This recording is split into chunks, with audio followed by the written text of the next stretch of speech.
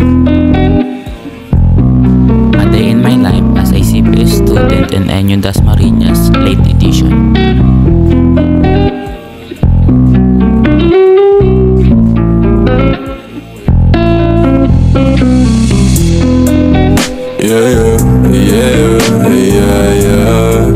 Makikita nyo dyan, papunta na si Arden. Maliligo na kasi late na ako.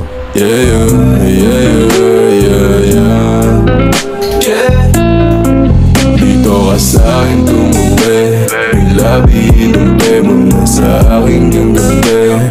Huwag kang makulit kapag sinabi kong sige.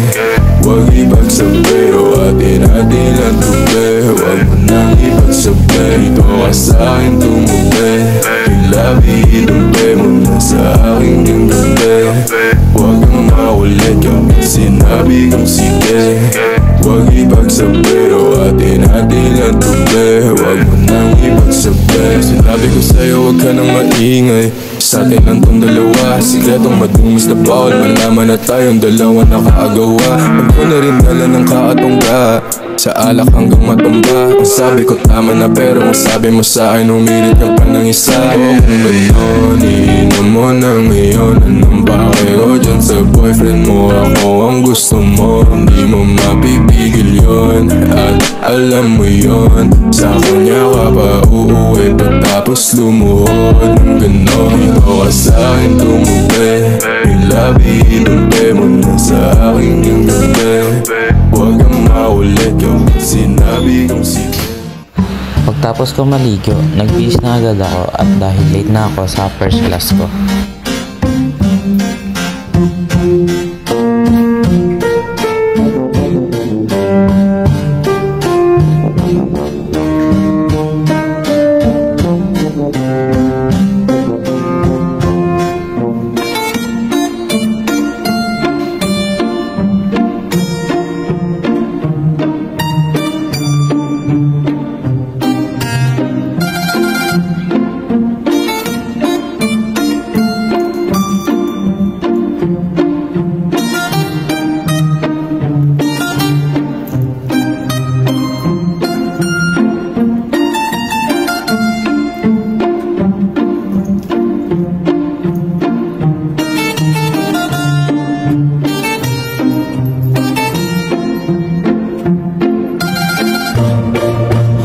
Tapos na ako mag-ayos at tara, pasok na tayo. Nakarating na ako ng Dasma. Ngayon, samahan niyo ako maglakad papunta sa Enyo.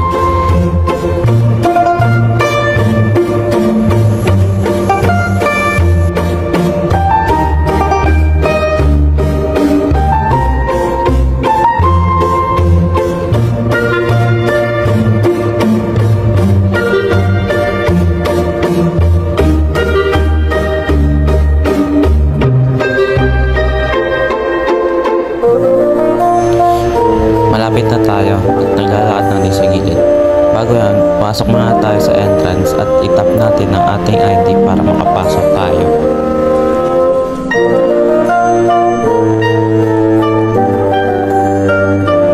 Nagamit ako ng escalator paakyat sa 5th floor dahil late na ako at nandun yung mami ko.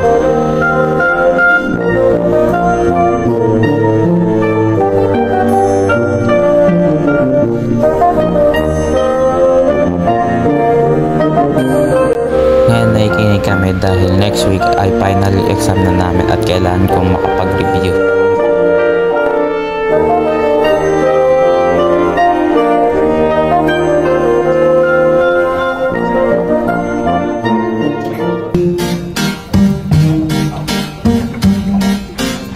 Tapos na ang klase namin at nasa labas natin kami ng NU. Papunta naman kami ngayon sa parking lot ng mga kaibigan para tumambay lang.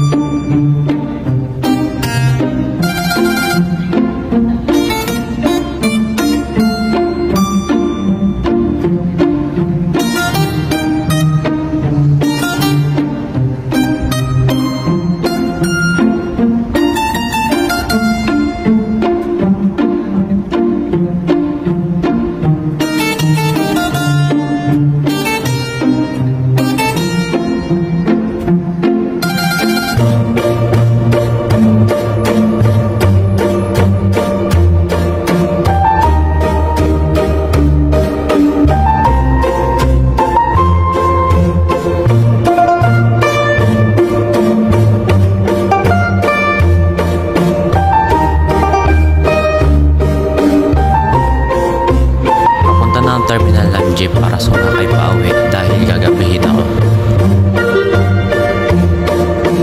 Sa oras na ito, malapit na ako sa subdivision namin.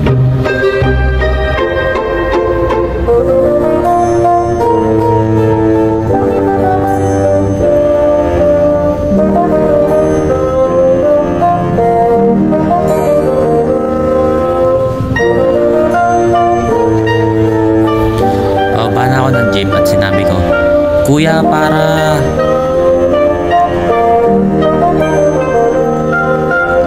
Maglalakad lang ako papasok ng subdivision dahil malapit lang naman ang aming bahay.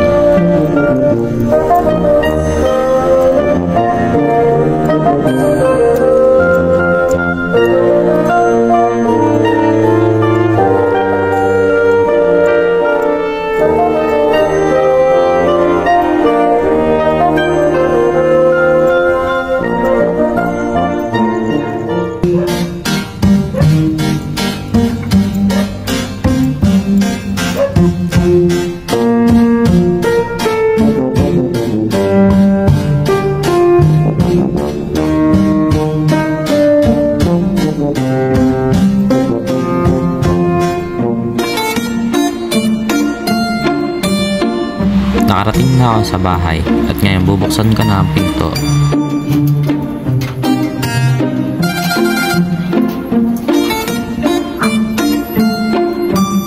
Pagkabukas ko ng pinto, sasalubungin agad ako ng dalawa kong aso na si Lexi at si Loki.